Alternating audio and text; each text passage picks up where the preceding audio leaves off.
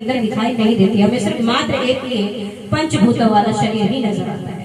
तो ये एक स्वप्न की तरह समझिए माते, तो आप इसको विस्तार से समझने की कोशिश कीजिए। तो कहते हैं मैं लेकिन कैसे करूँगा? अब देखिए आप मेरे आप पुत्र जन्म के, अब कहने के लिए तो आप मेरे पुत्र ही हुए ना, लेकिन है तो आप परमात्मा। लेकिन मेरी आत्मा क्यों नहीं मान रही इस बात को? मैं क्यों नहीं जान पा रही कि आप देव हैं, आप मेरे पुत्र हैं, ये मेरी जो है देहाभान क्यों ये बात मानता है? तो कहते हैं कि वही स्वप्न वाली बात ही सत्य है माता, आप ये स्वप्न में ही जी रहे हो, आप अभी भी ये स्वप्न ही को ही संसार समझे बैठे हो। ये मेरी माया है, मैंने माया को ही आदेश दिया हुआ है कि आप सभी प्राणी को, सभी जीव जंतु को भ्रमित करके रखें, अन्यथा क्यों, किस लिए? माता देवहूति की पूछती कि ऐसा क्यों किया आपने प्रभु? जब आपने अपने योग्य बनाया ही था, हमें मनुष्य बनाया ही था, तो आपने हमें ऐसा क्यों किया कि आप माया के जाल में हमें फंसा दिया? हमने अपने लिए ही क्यों नहीं रखा हमें?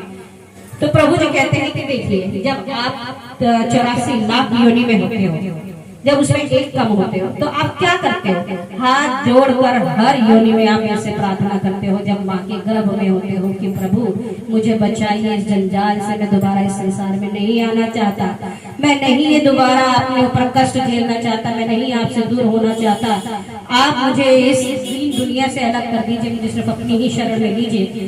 तब आपने हर युग में, हर जन्म में यही मुझसे कहा।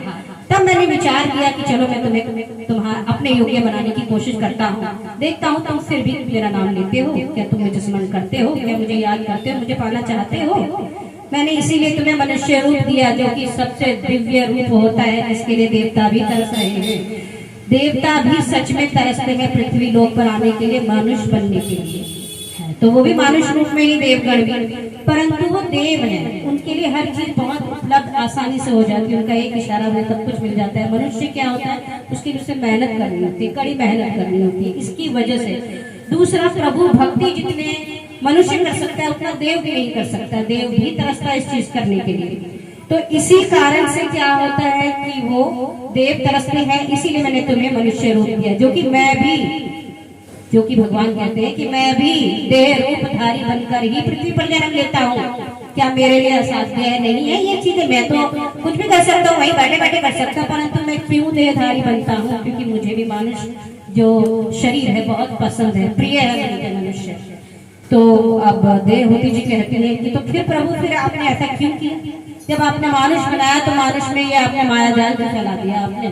वो कहते हैं कि मैंने इसलिए फैलाया कि तूने हर जन्म में मेरे से भिक्षा मांगी, हर जन्म में मेरे से प्रार्थना करी कि मुझे इतना निपुण बना दीजिए कि जो मैं आपको भुला ना सकूं, मैं आपकी हर तरीके से सेवा कर सकूं, मुझे हाथ दीजिए जिससे कि मैं आपका श्रृंगार, आपकी सेवा कर सकूं, मुझे कान दीजिए जिससे कि मैं आपकी कथाएं सुन सकूं, भजन सुन सकूं, आपका नाम स्मरण सुन सकूं, मुख दीजिए जिसमें कि मैं सिर्फ आप ही का ही नाम जपूं, आप ही की लीलाओं का गान कर सकूं, आपकी ही कथा है बोल सकूं, कोई अभद्र भाषा ना बोल सकूं, किसी का दिल ना दुखा सकूं, सिर्फ और सिर्फ प्रभु भक्ति को ही प्राप्ति कर सकूं, यही मेरे वचन हो सके।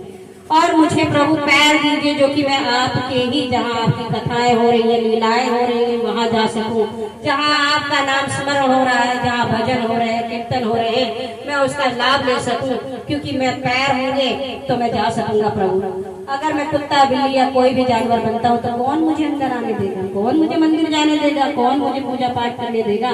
इसीलिए प्रभु आप मुझे पूर्णतः ऐसा बनाइए जो मुझे कोई रोक टोक ना सके, जो मुझे किसी भी प्रकार से बाधित ना हो सकूं, मैं कोई भी बाधा ना आ सके आपको पाने के लिए। तो मैंने तुम्हें इसीलिए मनुष्य रूप दिया, योनि दी तुम्हें मनुष्य की, कि अब तुम पूरी तरह सक्षम हो। देखता हूँ क्या तुम फिर मेरी तरफ आते हो कि नहीं। तो क्या करा तुमने? अब माते आप देख लीजिए, 100 साल आपके पहले व्यर्थ गए, 100 साल फिर आपके व्यर्थ गए, अब आपका जीवन चली व्यर्थ रहा है, तो अब कर क्या रहे? तब देवहूति जी फूट फूट कर रोने लगती, कहती है मैंने आपके लिए तो कुछ करा ही नहीं, मैंने आपके लिए तो कोई समय दिया ही नहीं, आपको सोचा नहीं, आपका गान नहीं करा, सिर्फ ऐसे ही मैंने सालों साल गुजार दिए। मैं तो पापनी हूँ, सिर्फ मैंने जो लोभ रखा, सिर्फ पति सुख, संतान सुख, सिर्फ यही लोभ रखा। अरे मैं मांग सकती थी तो मैं सीधा आपको मांग सकती थी, क्यों नहीं मैंने आपको मांगा? क्यों प्रभु आपने ये माया जाल फैलाई? प्रभु ऐसी माया जाल आपको नहीं फैलानी चाहिए, क्यों विवश कर देते हो आप? तो प्रभु जी कहने लगे मैं विवश इसलिए करता हूँ क्योंकि अगर मैं माया ना फैलाऊं, सभी मेरे सभी मेरे हैं, मैं अभी भी तुम मेरे ही हो, मगर परंतु तुम मेरे हो या नहीं हो तुम्हें पता होना चाहिए कि तुम मेरे हो या नहीं हो। मुझे तो पता है कि तुम मेरे हो, तुम एक कदम तो बढ़ाओ।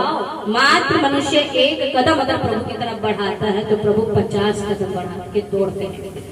अब जो है देवहूति जी इस चीज को, ज्ञान को समझी कि हाँ ऐसा तो सही कह रहे हो प्रभु, अब आप मुझे ऐसा ज्ञान दीजिए जिससे कि मैं आपको ही, सिर्फ आपको ही ध्याऊं, आपका ही स्मरण कर सकूं और किसी चीज में मैं ना जाऊं। प्रभु मुझे सिर्फ यही आप मुझे ज्ञान दीजिए। उनके बहुत सारे प्रश्न थे, उसी में मैंने इसी को गोलमोल करके सारे प्रश्नों का उसमें उत्तर दे दिया।